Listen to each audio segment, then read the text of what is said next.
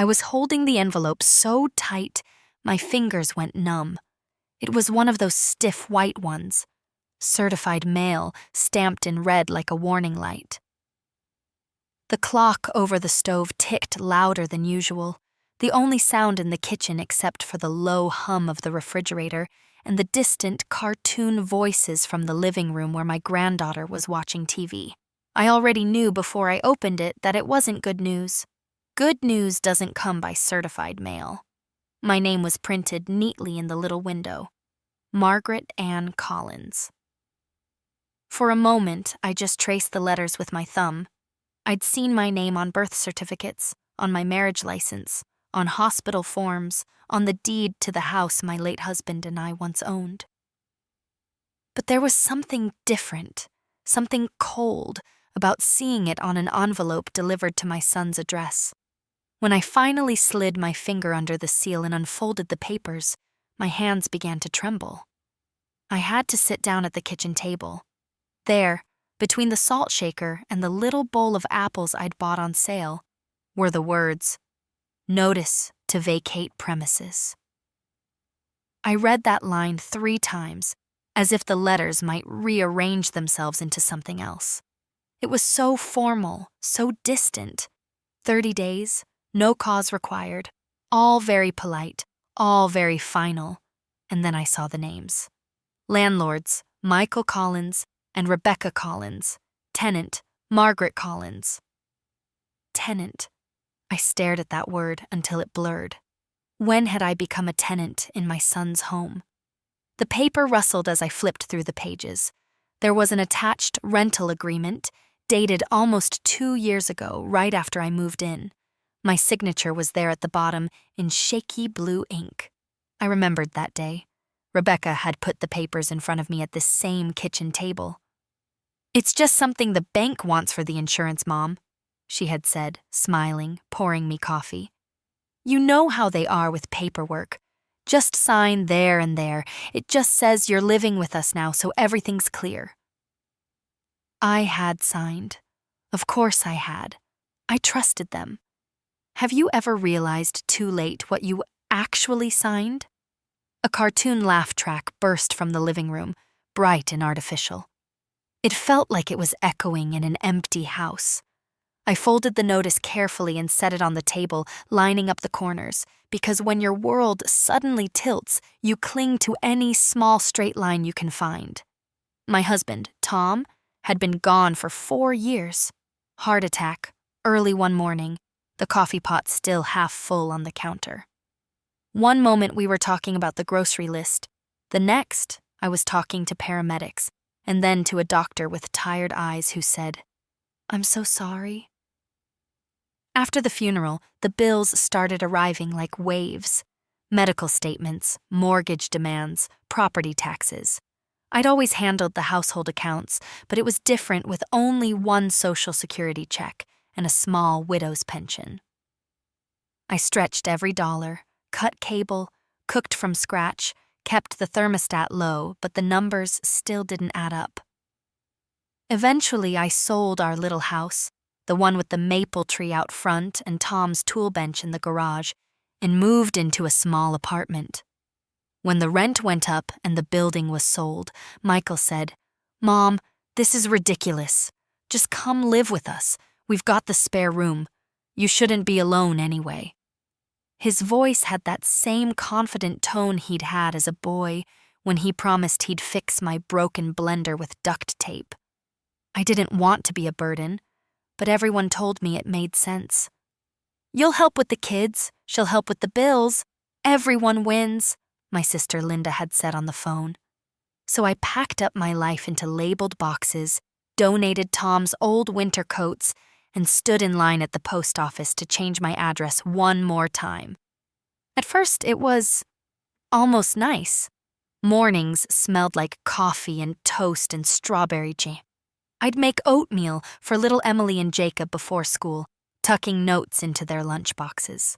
Rebecca would breeze in, heels clicking on the tile, grabbing her travel mug. Michael worked from home in the basement, some kind of project manager, always talking about deadlines and clients. I paid my way as best I could. I set up automatic transfers so a portion of my Social Security check went straight into their account each month for expenses. I kept every bank statement in a neat file in a cheap plastic cabinet I bought at Walmart. I handled the grocery runs, clipping coupons, watching for buy one get one deals. I cleaned. I folded laundry. I waited for the kids at the bus stop, even when my knees ached in the cold. I told myself I wasn't a burden. I was contributing, useful. But little things started to change. At first it was subtle, like when the kids began to say, "Mom says you shouldn't give us so much sugar," after I baked cookies with them. Or when Rebecca would come home and sigh dramatically if there were dishes drying in the rack. Once, I overheard them talking late at night, their voices muffled but sharp through the thin wall. "It's not like she's paying real rent," Rebecca whispered. "She helps a lot with the kids," Michael said, his tone defensive but tired. "I know, but I didn't sign up for this forever. We need space, and we could rent that room on Airbnb for good money." I lay in bed staring at the ceiling, tracing the cracks in the plaster. Useful, but temporary. That was the first time I let the thought in that maybe I wasn't living with family. Maybe I was just an arrangement. Did you ever realize too late that you were being used? Still, I stayed quiet. I smiled, cooked, babysat, slipped $20 bills into Emily's backpack for field trips when the online school payments didn't go through. When the electricity bill came in higher than usual, I offered extra, pulling bills from the worn envelope where I kept cash for emergencies. Michael said, "Thanks, Mom," without looking up from his phone. The first obvious crack came on a Sunday afternoon. We were all at the dining table, scraps of construction paper and markers all over the place. The kids were making posters for some school project. Rebecca was scrolling through her phone, pausing every now and then to tap and sigh. "Mike," she said suddenly, "I got a message from my cousin. She and her husband need a place in the city for a few months while their house closes. They're willing to pay, like, real rent." Emily looked up. "Where would they stay?" Rebecca glanced toward the hallway that led to my small room. "We have the space," she said carefully. "We just need to figure things out." The room went very quiet. I felt every eye on me, even though no one was actually looking. "Mom," Michael started, with that rehearsed soft voice. "You know we love having you here." I cut him off with a smile I'd practiced in the mirror over the years. "Of course, honey, we can talk about it later," I said. "Focus on the kids' project now." But we didn't talk about it later. Instead, 2 weeks after that conversation, the certified letter arrived. At the bottom of the notice, there was a paragraph about failure to vacate and further legal remedies. It was signed electronically, Michael Collins, with a digital timestamp. I smiled a little at that. My son, who used to bring me his broken toys and ask me to fix them with tape and glue, now sending me an electronic notice to leave his house like I was a stranger.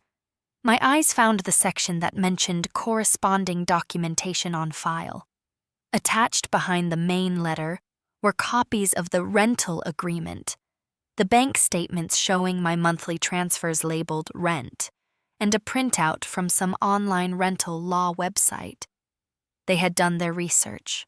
They thought they were being very thorough, very official. I sat there for a long time, my fingers resting on the paper, listening to the soft buzz of the refrigerator and the muffled sounds of a cartoon theme song. Finally, I stood up slowly and walked to my room. On the top shelf of my closet, next to an old shoebox full of photographs, was a neat plastic file box.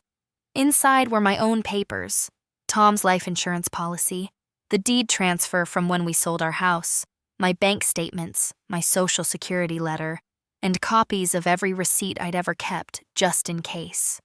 Years of being a wife and a mother had taught me one thing: never throw away anything with numbers or signatures. I pulled out the folder labeled Collins Household Shared Expenses.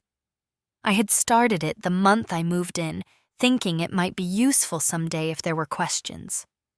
There were printed bank statements showing my transfers, grocery receipts with highlighted totals, utility bills I'd paid online and printed for my records. I spread them out on my bed, paper after paper, date after date. Money in, money out. Numbers that told the quiet story of someone trying very hard not to be a burden. My heart hurt, but under the hurt, something else stirred. Not anger, exactly. Not yet. It was more like a slow, steady warmth in my chest, the way a kettle starts to hum before it boils. I picked up the eviction notice again and read it more carefully, this time not as a mother, but as a woman who had signed mortgage papers and balanced checkbooks and negotiated with insurance companies. There were phrases in there I recognized, and others that made me raise an eyebrow. I set it down gently, then took a deep breath. "All right," I whispered to the empty room. "If this is how you want to play it, we'll do it properly." For the first time since Tom died, I opened my old metal address book and flipped to the page marked with a tiny blue star. Next to it was a name I hadn't said out loud in years, a lawyer who had helped us when Tom's company tried to cut his pension.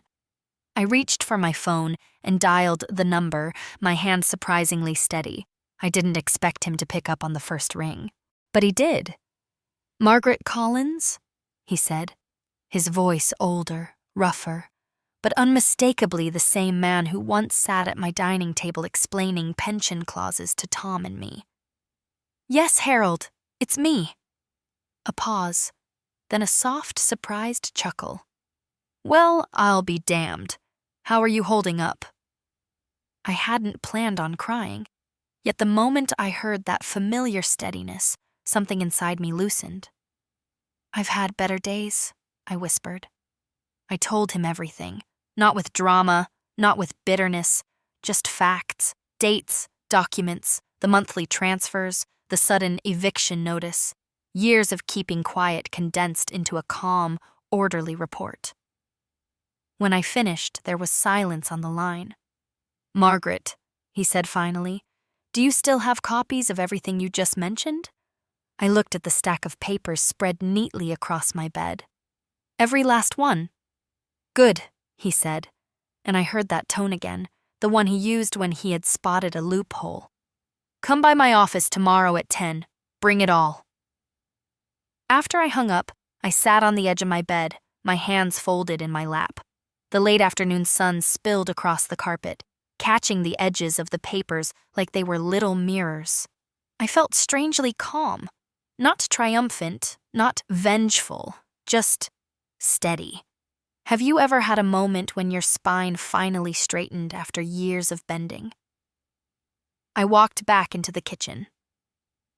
The eviction notice was still on the table. The kids were still watching TV, Jacob laughing at something, Emily asking for snacks. Michael was upstairs in a Zoom meeting. Rebecca was packing lunches for the next day, slicing apples with quick, impatient motions. She barely looked at me. "Oh, did you get the mail?" she asked, like she wasn't waiting for my reaction. "Yes," I said simply. "And I'll take care of it." She paused mid-slice. "Take care of it?" "Yes," I repeated, and reached for the kettle. The water hissed as it poured into the kettle, steam rising. For years I'd made this kitchen hum, meals ready on time, bills paid early, schedules managed. But now the room felt different, like the ground had shifted and I was seeing things from a new height.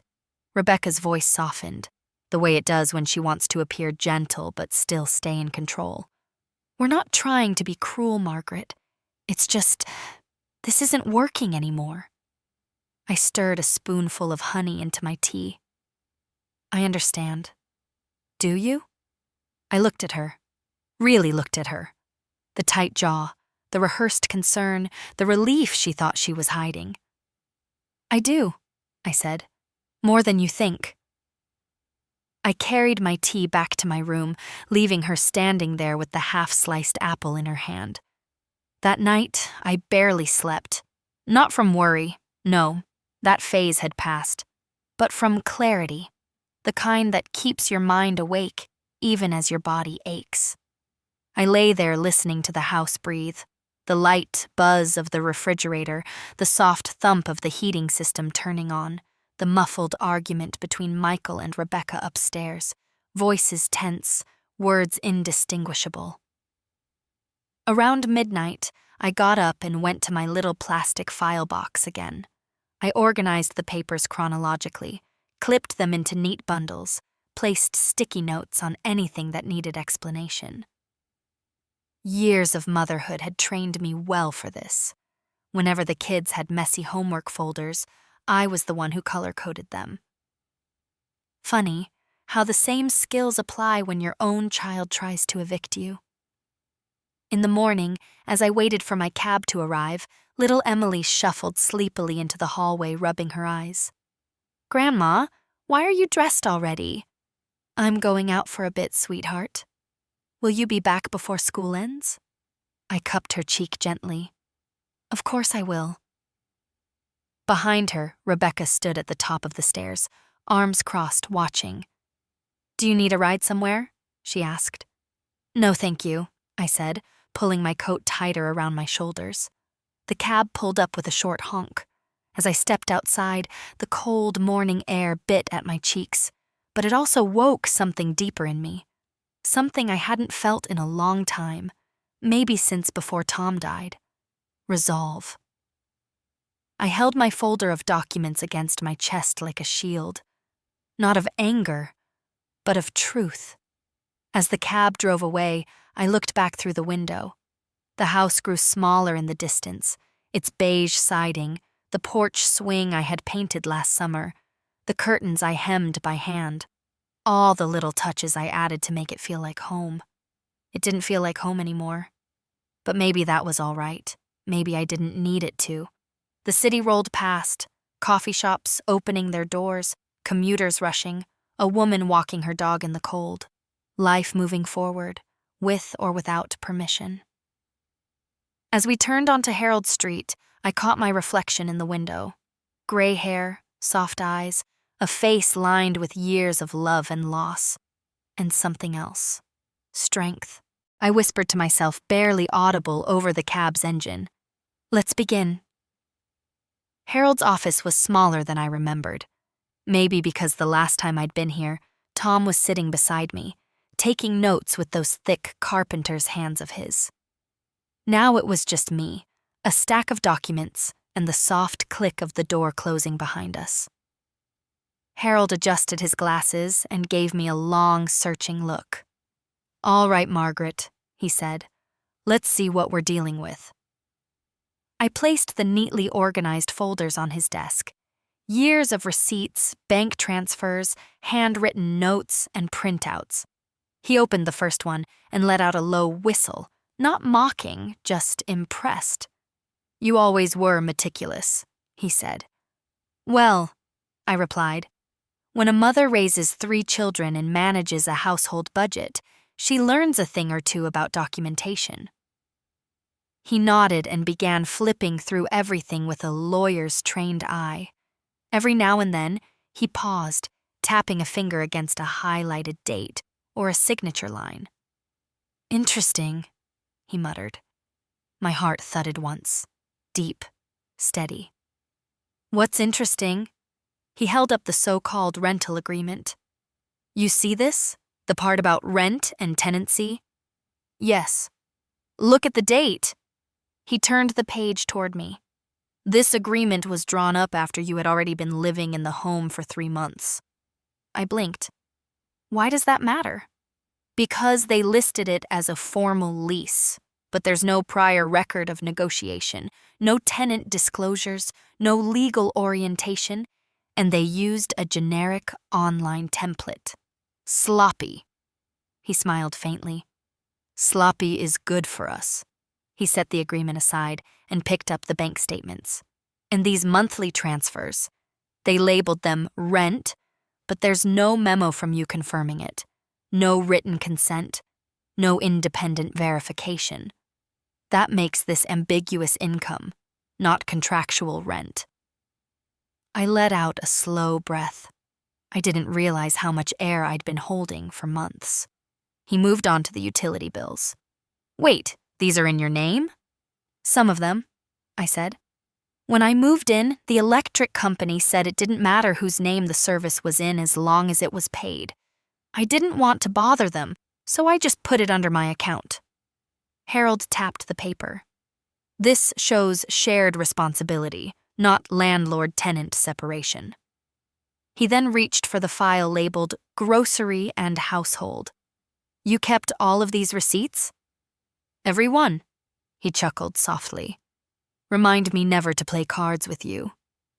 As he read, I took in the details of the room, the soft hum of his old desk lamp, the faint scent of coffee lingering from a cup gone cold, the framed diplomas slightly crooked on the wall. Outside the window, people hurried down the street, lives unfolding, problems being solved, new ones beginning. Margaret, he said finally, leaning back, your son and daughter-in-law made some assumptions. They thought you wouldn't question anything, that you'd simply disappear quietly. A quiet ache spread through my chest. Yes, I whispered. I suppose they did. He folded his hands. Here's what's going to happen. There are 3 major issues with this so-called eviction.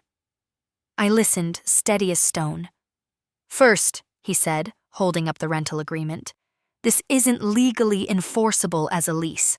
It's incomplete and improperly executed.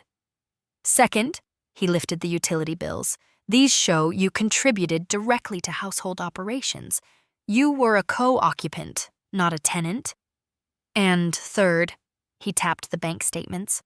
All those rent transfers, they can easily be reclassified as family contributions unless there's proof you explicitly agreed otherwise. And what does that mean? It means, he said, looking at me with a small, warm smile, they can't evict you.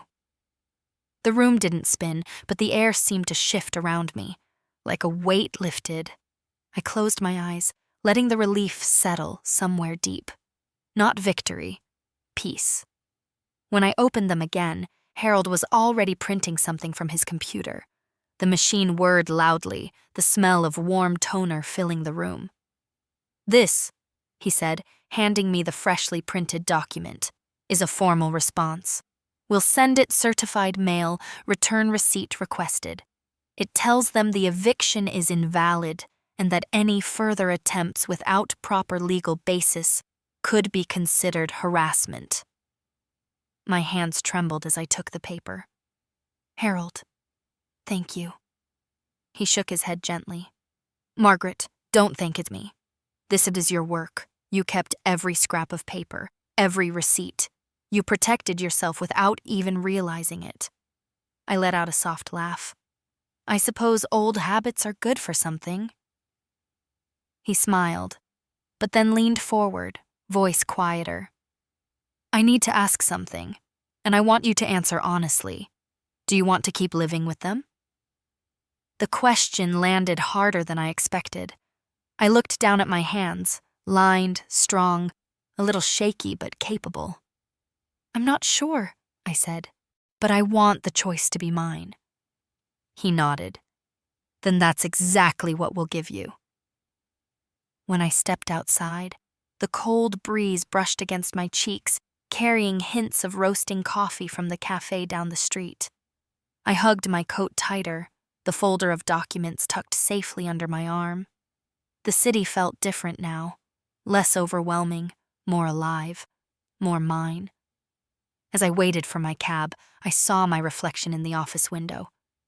Not a frightened old woman, not a burden, not someone easy to discard. A woman with evidence, with boundaries, with a plan. Have you ever felt yourself returning to the person you used to be, slowly like waking up from a long sleep? The cab turned the corner. I stepped forward, ready to go home. Back to that house, back to the people who thought they knew me, but things were about to change. And this time, I wouldn't be quiet. When I stepped back into the house, the quiet struck me first. Too quiet. The kind that isn't peaceful. Just waiting. Like a room holding its breath. Rebecca was at the kitchen counter, wiping the same spot over and over with a dish towel. She glanced up when she heard the door. "Oh, you're back early." "Yes," I said calmly, hanging my coat on the hook. "My appointment went smoothly." Her eyebrows twitched, just slightly. "Appointment? With who?" "A friend," I answered, and walked toward the kettle. I didn't owe her more than that. A moment later, Michael came up from the basement, laptop under his arm, hair messy like he'd been tugging at it. "Mom, can we talk?" I poured water into the kettle. "Of course." He gestured toward the dining table. I joined him, the same table where I'd read the eviction notice, the same table where I'd once sewn Halloween costumes for the kids. Strange how places carry the memory of both kindness and cruelty. He took a breath. "Mom, the notice. We didn't want to hurt you. It was just the simplest way to handle things legally." "Legally," I repeated, tasting the word. "Interesting choice." Rebecca stood by the counter, pretending not to listen. She wasn't very good at pretending. I folded my hands. "I've sent a formal response. You'll receive it in a sign or two, certified mail." Michael's head jerked up. "A response? You talked to someone?" "Yes," I said gently. "I sought legal advice." The towel in Rebecca's hand froze. Michael blinked. "Legal?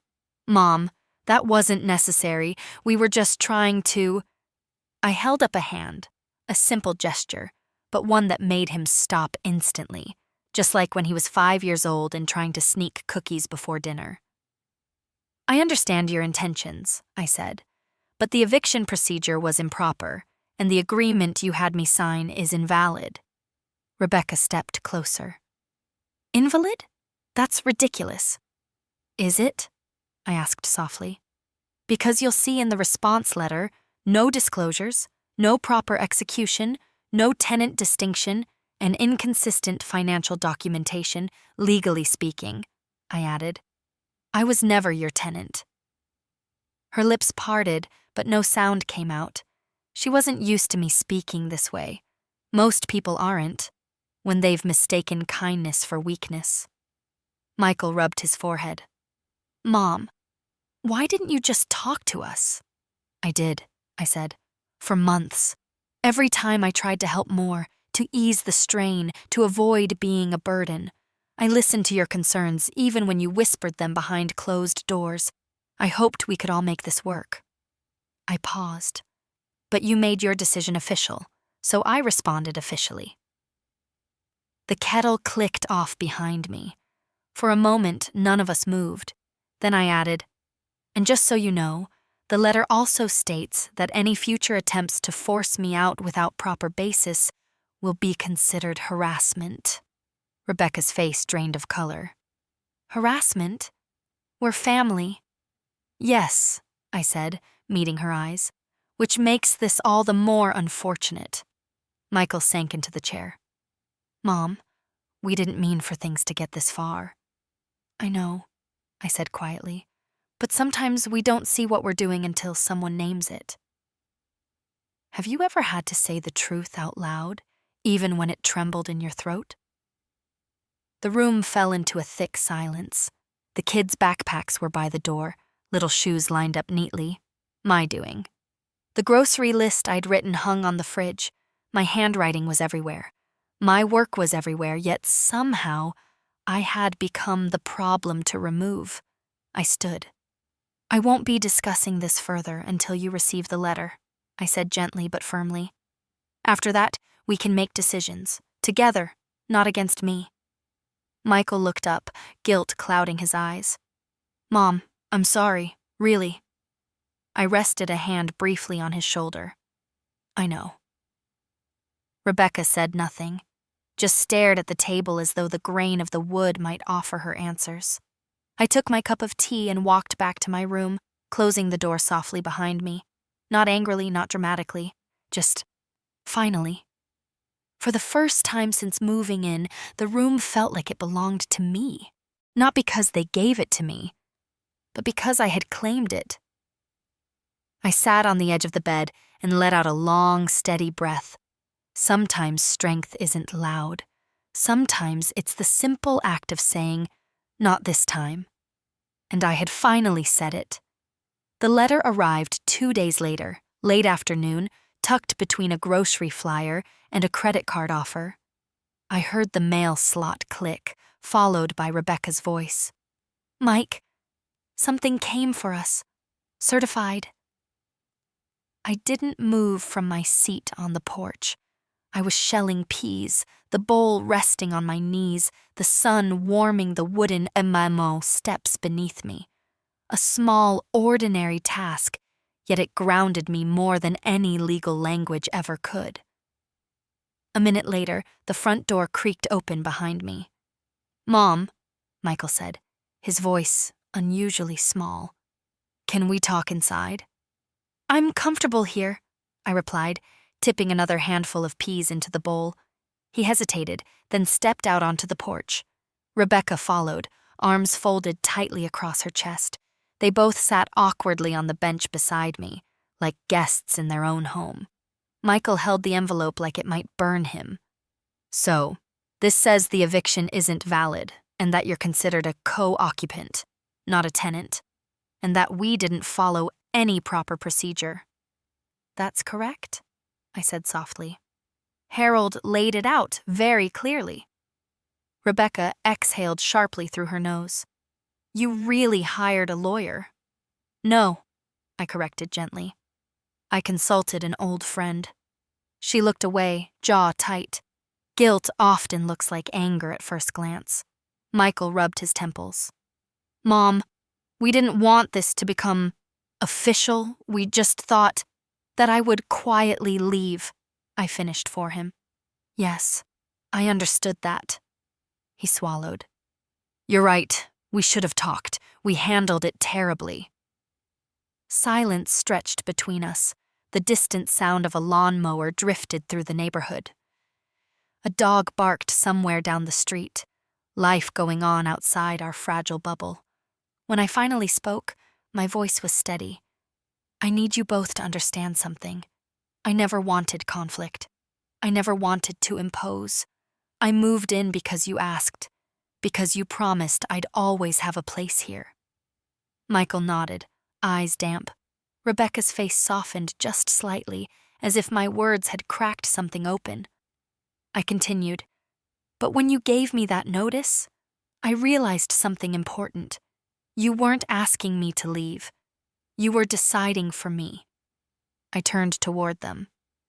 "And that isn't how family works. Not anymore." Rebecca finally spoke, voice low. "We were overwhelmed. Work, the kids, money. It all piled up, and having you here made it easier for you to manage everything," I said gently. "Until it didn't." She flinched, but she didn't deny it. Have you ever watched someone confront their own reflection and see the truth surprise them? Michael let out a shaky breath. "Mom, what do you want now?" A simple question, but one I hadn't allowed myself to answer until now. "I want clarity," I said. "I want dignity, and I want choices." I placed the bowl of peas aside and faced them fully. I'm not staying here long term, not after what's happened, but I'm not leaving under pressure, and certainly not under an invalid eviction. I'll move when I decide, and when I've secured a place that's safe, comfortable, and mine. Michael nodded slowly. "That's fair." Rebecca swallowed hard. "Do you need help looking for a place?" "Yes," I said, surprising her. "Help, not control. There's a difference, For the first time, Rebecca met my gaze without defensiveness. "Okay," she whispered. We can do that. A breeze drifted across the porch, carrying the scent of fresh-cut grass. The world felt lighter somehow, as if speaking the truth had shifted the air around us. Michael leaned forward. Mom, you deserve better than how we handled this. I'm sorry. I know, I said softly. And I accept your apology. He nodded, wiping his eyes. Rebecca cleared her throat. I'll make dinner tonight, she said awkwardly, standing. You should rest. I smiled faintly. I've been resting for years. I'm finally waking up. They went inside together, quieter, slower, humbled. I stayed on the porch a little longer, watching the afternoon light stretch across the yard. Somewhere inside me, a door that had stayed shut since Tom died creaked open, just enough to let in something warm, something new. Independence. Not forced, not taken, chosen. And this time, the choice was mine. The next morning, I woke before sunrise. The house still wrapped in darkness. Old habits, I suppose. When you spend decades waking early to make breakfast, your body keeps the schedule even when no one expects a meal anymore. I sat at the kitchen table with a cup of weak tea, the only light coming from the small lamp over the stove. The silence wasn't heavy this time. It felt like space, like room to breathe. After a while, I heard soft footsteps. Michael appeared in the doorway, hair messy, still in his pajamas. You're up early, he said. So are you, I answered Sinae. He sat across from me, fingers tapping nervously against the table. Mom, I was thinking maybe we can start looking at senior apartments today, or assisted living, if you want something with more support. I stirred my tea slowly. Assisted living isn't necessary. I'm capable, I said gently. He nodded. I know, I just want you to be comfortable. Comfort, the word used to mean warm meals and soft blankets. Now it meant control over my own life. We'll find something, I said, but carefully, no rushing. He exhaled in relief, like he had expected me to shut him out. A few hours later, the house was awake. Rebecca was packing lunches, but she moved differently. Not hurried, not irritated. She asked, Do you need anything from the grocery store? It wasn't an apology, but it was something. After the kids left for school, I spread my folder of documents on the dining table. This time not for defense, but for planning. Bank statements, benefit letters, lists of local senior apartments I'd found online. Real options, not desperation choices. Rebecca hovered nearby. Can I help organize? I handed her a stack. Alphabetize these by name, and don't bend the corners. She smiled faintly. Yes, ma'am. Strange how respect can begin with something as small as a clean edge on a piece of paper. We spent the morning browsing websites, comparing rent prices, amenities, bus routes, safety reviews. She showed me a place across from a small park with a community garden and monthly art classes. It's a little farther, she said, but it seems peaceful, and the reviews say the residents are friendly. I clicked through pictures, sunlit hallways, wide windows, a common room with bookshelves. Peaceful sounds nice, I murmured. Around noon, the doorbell rang. When Rebecca checked her phone, she froze. It's the HOA inspector. They're here about the complaint. Complaint? I asked. She flushed. The neighbor, the one who files a complaint if a leaf lands in the wrong direction, he reported an unauthorized occupant. I raised an eyebrow. Unauthorized? Rebecca winced. He thinks you're a renter. I almost laughed. Of all the ironies.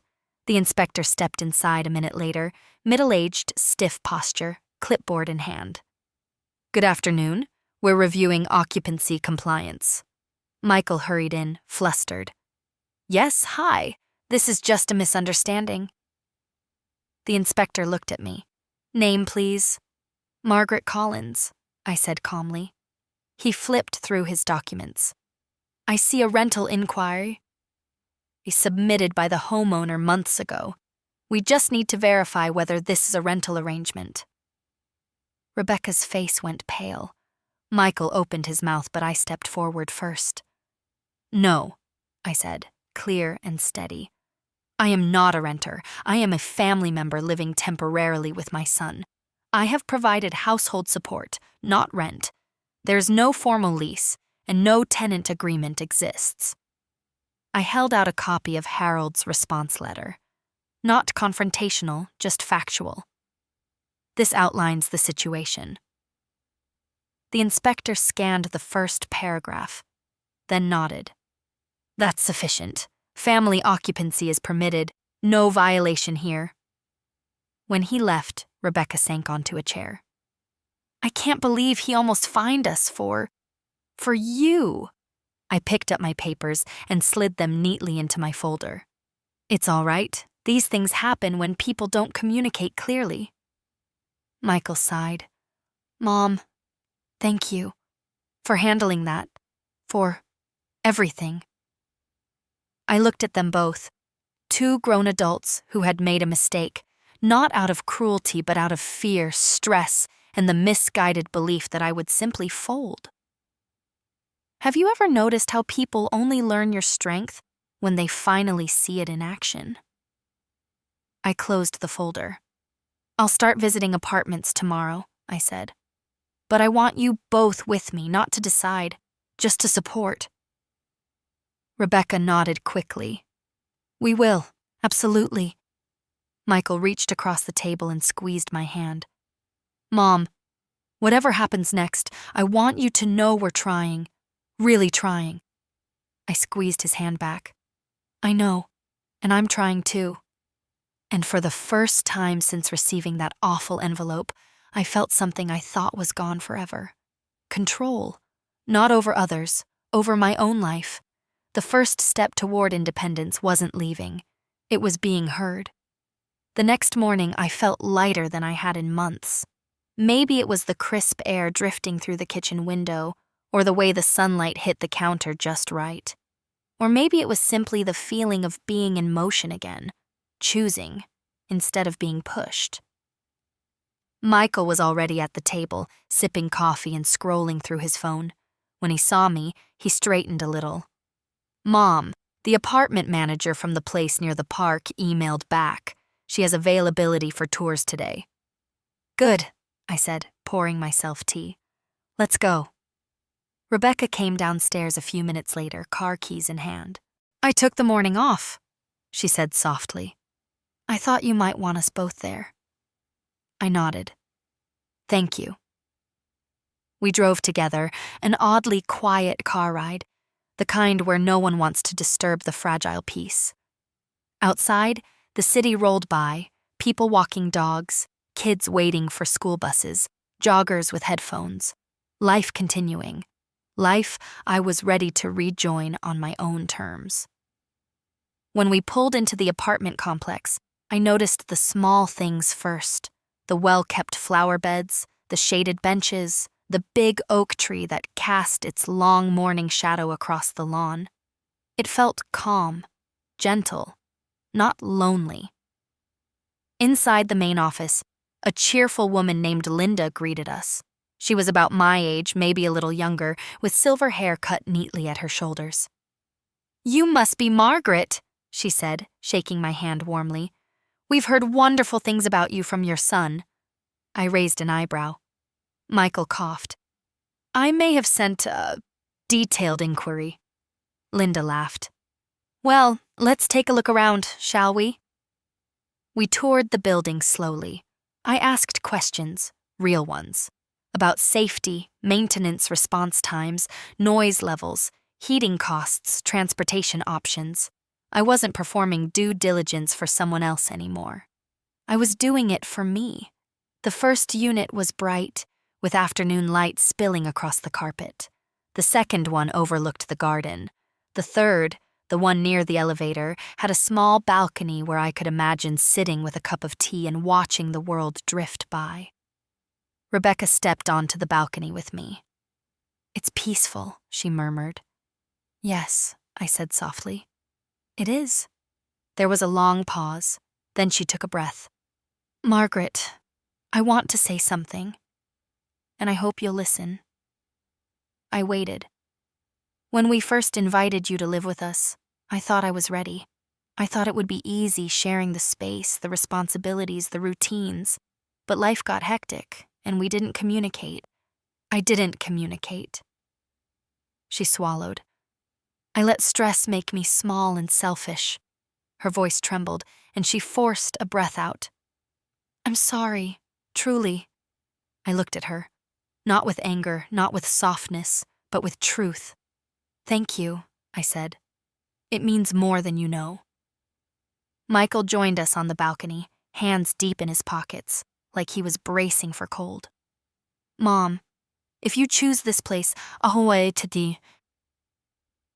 help with the deposit, and with moving, and—" He hesitated. "And I'll visit, not out of obligation, because I want to." Something warm loosened in my chest. "Good," I said. "Because wherever I go, it won't be far. Just separate." We stepped back inside. Linda was waiting with brochures in hand. "Take your time deciding," she said. "There's no rush. The unit will be available through the end of the month." On the drive home, the car felt different, lighter somehow, almost like forgiveness had its own weight, and we'd finally set it down. That afternoon, after a quiet lunch, I sat alone on the porch swing. The breeze carried the faint scent of freshly cut grass from the neighbor's yard. I closed my eyes, letting the gentle sway of the swing steady my thoughts. I realized something important, sitting there. Leaving wasn't running away. Leaving was choosing myself. Have you ever felt that moment? The one where you finally understand you're allowed to begin again? I opened my eyes and looked at the house behind me, the house where I had tried so hard to fit, to help, to belong. The house where I had been dismissed, then defended, then finally heard. It wasn't my home anymore. But that was all right, because now I was building a new one choice at a time. I spent the next few days quietly preparing for the next chapter of my life. Not with boxes or tape, not yet, but with something far more important: intention.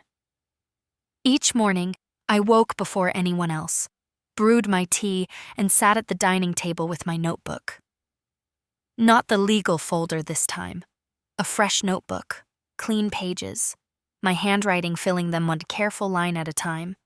Budget estimates, moving timelines, questions for the apartment manager, lists of small things I'd need when the time came. Curtains, a shower mat, a new kettle. It felt strange, planning a life that belonged solely to me. Strange but good. One morning, while I was jotting down a grocery list, Emily wandered into the kitchen, rubbing her eyes. "Grandma," she whispered, "Mom said you might move soon. Is that true?" Children have a way of sensing change long before adults speak it aloud. I nodded gently. "Yes, sweetheart. I'm thinking about getting my own place." Her face crumpled. "But you read to me every night." I opened my arms, and she climbed into my lap just like she used to when she was smaller. "Oh, honey," I murmured into her hair. "I'll still read to you.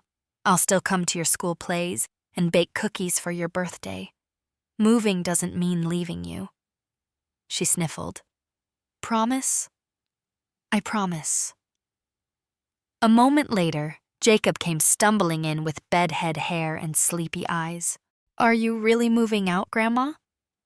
I smiled at him. "Not today, but someday soon."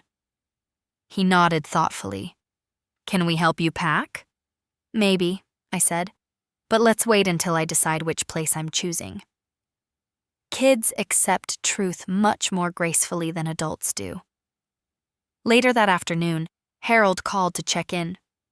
"Just wanted to see how you're holding up," he said. "Any trouble since the letter?" "No," I answered. Just new conversations. Good, he said warmly. Remember, you're not rushing, you're choosing. After we hung up, I sat on the porch with the phone still in my hand. Choosing. That word echoed through me like a bell, not surviving, not complying, choosing.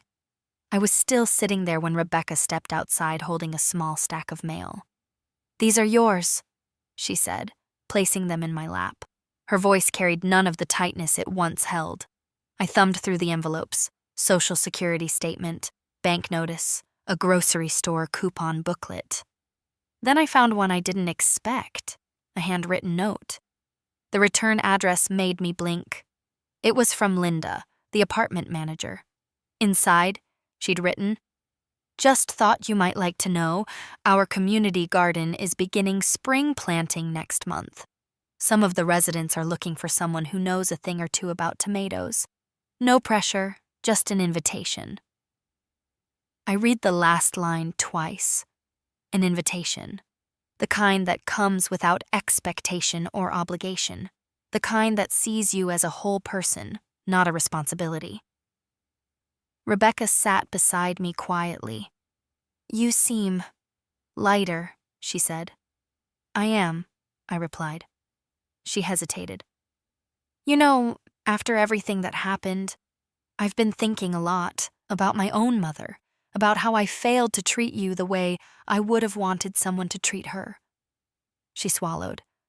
"I don't want you to feel unwanted here." I looked at her, really looked. For months I'd seen only her frustration, her exhaustion. Now I saw her fear too. Fear of not being enough, fear of losing control, fear of the messiness of family life. "I don't feel unwanted," I said. "Not anymore." I felt hurt, but not unwanted. She nodded, relief softening her posture. For a few moments, we simply sat there listening to the breeze rustle through the maple tree. Neighbors walked dogs. A delivery truck rumbled down the street. A lawn sprinkler hissed faintly in the distance. Life moved in small, gentle motions. "Margaret," Rebecca said quietly, "when you move, could we help you set up your new place? You know, hang curtains, assemble furniture, carry boxes?" My chest warmed, not from need, but from recognition. "Yes," I said softly. "I'd like that." She smiled, and I realized something important.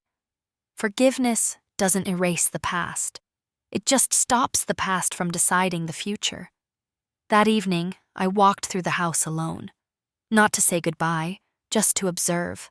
To feel the separation growing gently instead of violently. The walls held memories. Bedtime stories, holiday dinners, quiet morning coffees. But they also held lessons. About boundaries, independence, and the danger of shrinking yourself for the comfort of others. Have you ever stood in a place you once felt trapped and suddenly realized you no longer are? I paused at the top of the stairs, hand resting lightly on the railing. I wasn't leaving in fear. I wasn't leaving in anger. I was leaving in truth. And soon, very soon, into a life that finally felt like it could be mine. The following week moved in a strange, gentle rhythm. Quiet, but full. Every day brought some small shift, as though the house and the people in it were adjusting to a new climate.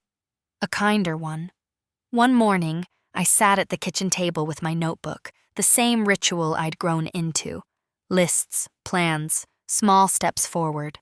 I was writing down the pros and cons of each apartment option when Michael came downstairs holding 2 travel mugs. "Thought you might want a coffee," he said. I raised an eyebrow. "You've learned how to make more than instant?" He grinned a little. "Rebecca taught me. Said it was time I upgraded." I accepted the mug. The warmth seeped into my hands before I even took a sip. He sat across from me. "So, any favorites yet?" I hesitated. "The one with the balcony and the garden." He nodded. "I figured. You always loved your garden." For a moment, neither of us spoke. Then he said something I wasn't prepared for. I've been thinking, Mom. I should have handled everything differently. I should have been the one protecting you, not making your life harder. I studied him, the exhausted eyes, the slumped shoulders, the weight of adulthood sitting heavy on his posture. I remembered the little boy who once insisted he could lift a toolbox twice his size, the boy who asked me to tie his shoes super tight so I can run fast, the boy who used to fall asleep on my shoulder. You're still learning, I said softly. We all are. He looked down at his hands. Thanks for giving us a chance to fix things.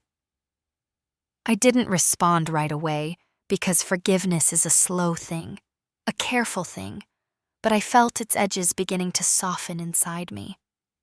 A few days later, we went to visit the Gardenside apartment again. I wanted to see it a second time, to imagine myself there not as a visitor, but as a resident. The sun was warm that afternoon, making the walkway shimmer. Birds perched along the fence, filling the quiet with chirping that felt almost like encouragement. Linda greeted us with a big smile. Right on time. Come on, I'll show you the community spaces today.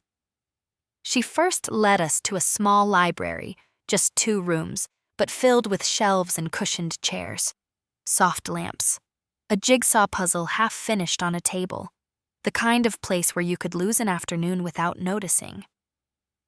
This stays open 24/7, Linda said. Residents treat it like a second living room. Next was the activity room, where a handful of seniors were painting ceramic flower pots. One of them waved at us cheerfully. You're new, she called. We're visiting, I replied. Well, if you move in, bring your creativity, she said with a wink. We have fun here. Finally, we walked to the community garden behind the building.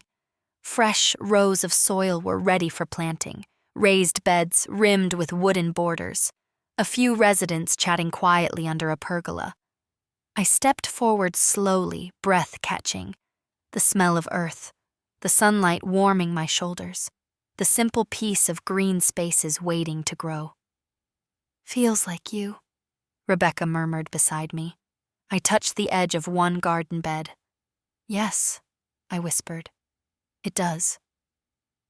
One of the garden volunteers, a thin man with a baseball cap and a sun-faded shirt, approached. If you move here, we're always looking for someone who knows tomatoes, he said. I laughed. Oh, I know tomatoes. Well then, he grinned. You're hired. It felt right, like the first inhalation after a long-held breath. That night, after we got home and the children went to bed, Michael knocked on my bedroom door. Mom, can we talk? He stepped inside, carrying a small cardboard box about the size of a shoebox. I found this in the closet while looking for something, he said. It's yours. I frowned slightly. What is it?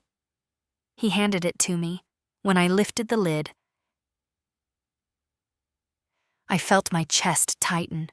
It was Tom's old pocket watch, the one he kept in his coat pocket every Sunday, the one he checked more out of habit than necessity, the one I thought I had lost in the move. I traced the metal surface with my thumb, the scratches, the warmth from years of use. I remember this sound, Michael said softly as the watch ticked faintly. Dad used to wind it every night. Yes, I whispered. He said it kept him steady. Michael sat beside me. Mom, Dad would be proud of you for standing up for yourself, for choosing a life you want. The words hit somewhere deep, somewhere tender. I hope so, I said. You know, he added quietly, when he died, I think I took on this idea that I had to be the one to take care of everyone, that I had to fill his shoes, but I wasn't ready. And instead of asking for help, I took shortcuts. I hurt people. I placed my hand over his. You're learning. That's all any of us can do. He squeezed my hand. When you move, can I visit sometimes? Just to talk? Maybe bring the kids on weekends? A smile spread across my face. Yes, Michael. I would love that. His eyes softened. Good. I don't want to lose you. You won't, I said gently. We're building something new. Different, but new. He nodded, stood, and quietly left the room. I stayed there a long time, the pocket watch ticking softly in my hand. Over the next few days, I began sorting through my belongings, not packing, just deciding. A life becomes surprisingly small when you lay it out on a bedspread. What to keep, what to let go of, what no longer fits the person I'm becoming. I found old letters Tom had written me when he was away for work, photographs of the children in Halloween costumes, recipes I hadn't made since before he died. Each item felt like a piece of an old world, still precious, but no longer heavy. Rebecca peeked into my room one afternoon. Need help sorting? I shook my head. Just thinking. She stepped inside slowly. You know, when I married Michael, I used to feel threatened by how close you two were. I never admitted it, but I did, and when you moved in, I felt overshadowed. Her honesty surprised me. Rebecca, I said softly, I never wanted to take anything from you. I know, she whispered. That's why I feel guilty. You were trying to help. I was trying to protect space I didn't even need to protect. We sat quietly together, the air warm with something fragile and real. Finally, she said, when you move, can I visit too? Not for duties, just to spend time. I reached over and squeezed her hand. Yes, I'd like that. That evening, I stepped outside and walked down the street alone. The sky was painted in streaks of orange and lavender. A soft breeze slid through my hair. I walked slowly, letting the world move around me, feeling its pulse. I passed neighbors watering plants, teens skateboarding, couples taking evening strolls, ordinary life carrying on in gentle waves. And for the first time in a long while, I felt like I belonged to myself. Have you ever had that moment where you suddenly understand you aren't fading, but unfolding? I paused near the end of the street, watching the horizon deepen into blue. I wasn't afraid anymore, not of moving, not of being alone, not of starting over. My life wasn't ending. It was widening. A few days more, and the final decision would be made.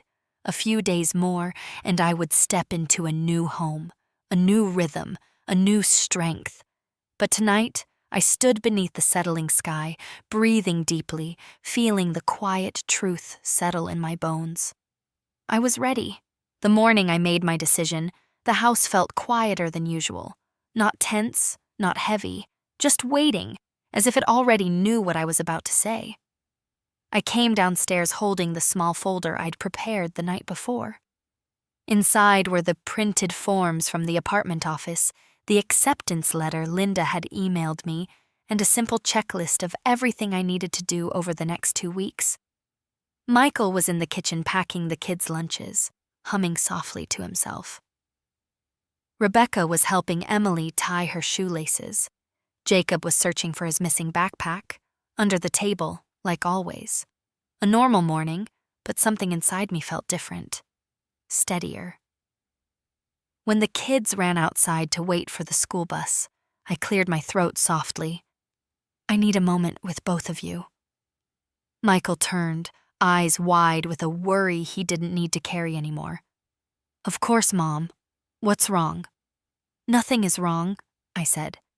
Everything is finally right. They both sat at the table, waiting. I placed the folder down gently. I've decided. I'm moving to the apartment near the community garden. Rebecca let out a soft breath, almost a sigh of relief. It's a beautiful place, Margaret. Michael nodded slowly, the corners of his mouth lifting. When do you want to move? 2 weeks, I said. That gives me time to finish sorting through my things and set up utilities. Linda said she'd help with the paperwork. I'll handle the moving truck, Michael said instantly. And I'll help you set up the kitchen. Rebecca added. I smiled. Thank you. That means a lot. Maybe it was the steadiness in my voice or the clarity of the moment, but I saw something shift in both of them. Respect. Not out of guilt, not out of fear. Genuine respect. A recognition of who I was before worry and grief dulled me. That afternoon, I walked through each room feeling the edges of memory settle gently instead of painfully. I touched the railing where I once helped Jacob practice coming down the stairs safely. I passed the hallway where Emily had taped her drawings. I looked at the kitchen counter where I'd filled countless lunchboxes. Everything had been real, everything had mattered, and everything was allowed to end. In my room, I packed slowly. Not rushing, not hiding, just choosing. A few framed photos, my favorite books, a quilt I'd sewn years ago, dresses I still loved, papers neatly organized in their folders. While I folded a sweater, Rebecca knocked on the door. Can I help? You can sit, I said gently. Keep me company. She sat on the edge of the bed. After a long silence, she said, I used to think strength looked loud, like arguing or taking charge. But watching you these past weeks, I think it looks like this. She gestured softly at the room. Calm, clear, firm. I met her gaze. Strength isn't something you show. It's something you return to. Her eyes softened. I hope I grow into that. You will, I said. Moving day came on a bright, crisp morning. The air smelled of dew and cut grass. The kids had made drawings for me, flowers, hearts, a sketch of my new balcony with a stick figure grandma waving. Michael carried boxes with a kind of tender determination. Rebecca arranged things in the car carefully, double-checking each cushion and blanket. The drive to the apartment was short, maybe 15 minutes, but it felt like crossing a bridge between two versions of myself. When we arrived, Linda greeted us in front of the building. Welcome home, Margaret. Home. The word didn't sting this time. It warmed. Together, we carried boxes up the elevator. My new place was small, but bright. Sunlight spilled across the living room floor. A soft breeze drifted in through the slightly open balcony door. It felt like a blank page, fresh, inviting. Michael hung my curtains. Rebecca set cups in the cabinet. The kids arranged my books in a silly, crooked pile that made me laugh out loud. When everything was done, we all stood in the middle of the room. A family, changed but intact. Michael stepped forward first. Mom, thank you. Not just for forgiving us, for teaching us how to be better. I touched his cheek gently. You learned because you chose to learn. That's what matters. Rebecca hugged me next, a real hug, warm and firm. Visit us, she said, voice thick. Not because you have to, because you want to. I will, I promised. When they finally left, the apartment fell into a soft silence. But this silence was different from the kind I'd known before. It wasn't loneliness, it wasn't emptiness, it was possibility. I walked onto the balcony. From there, I could see the garden, small green patches waiting for spring, little wooden signs marking future tomato beds. A couple of residents were talking near the fence, waving politely when they noticed me. I waved back. A new life, a quiet one, a chosen one. I took a slow breath and felt something settle inside me, like a bird finally landing after a long flight. My son didn't save me. I didn't save him. We simply learned to walk differently, on parallel paths, both real, both ours. Have you ever reached a point in your life where you realized freedom wasn't a door someone opened for you, but one you unlocked yourself? As I stood there, watching the sunlight stretch across the garden beds, I whispered a small truth, meant only for me.